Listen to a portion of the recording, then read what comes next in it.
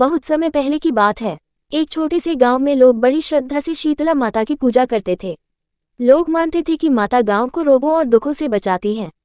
हर साल चैत्र महीने में माता का व्रत और पूजा बड़े प्रेम से की जाती थी। उस गांव में एक नियम था कि जिस दिन शीतला माता की पूजा होती, उस दिन कोई भी घर में चूल्हा नहीं जलाता था। एक दिन पहले ही सब लोग खाना बनाकर रख लेते थे। अगले दिन वही ठंडा भोजन माता को भोग लगाकर खाते थे। माना जाता था कि इससे माता प्रसन्न होती है और घर में सुख शांति रहती है। उसी गांव में एक औरत रहती थी।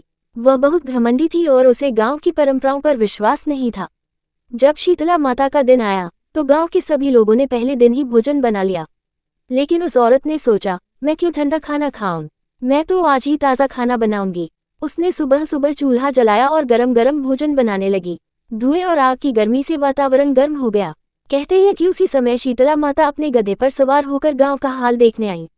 उनके हाथ में झाड़ू, सूप और ठंडे जल से भरा कलश था। जब उन्होंने देखा कि सब घरों में शांति है लेकिन एक घर से धुआं निकल रहा है, तो वे उस घर में गईं। माता ने देखा कि औरत गरम गरम भोजन बना रही है।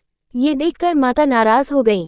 कहते हैं कि उसी रात उस औरत के घर में बीमारी फैल गई और उसके बच्चे बहुत बीमार हो गए। औरत बहुत घबरा गई। उसने गांव की बुजुर्ग महिलाओं से पूछा, मेरे बच्चों के साथ ऐसा क्यों हुआ? बुजुर्ग महिलाओं ने कहा, आज शीतला माता का दिन था, इस दिन चूल्हा नहीं जलाते। तुमने माता की परंपरा का अनादर किया है। ये सुनकर औरत को अपनी गलती का बहुत पछतावा हुआ। वह रोते रोते माता से प्रार्थना करने लगी। वह अगले साल से पूरे नियम से व्रत करने लगी। उसने ठंडा भोजन बनाकर माता को भोग लगाया और सच्चे मन से प्रार्थना की। उसकी भक्ति देखकर शीतला माता का क्रोध शांत हो गया। माता ने उसके बच्चों को स्वस्थ कर दिया और उसके घर में फिर से खुशियां लौट आईं। इस कहानी से हमें ये सीख मिलती है कि हमें अपनी परंपराओं और देवी देवताओं का सम्मान करना चाहिए।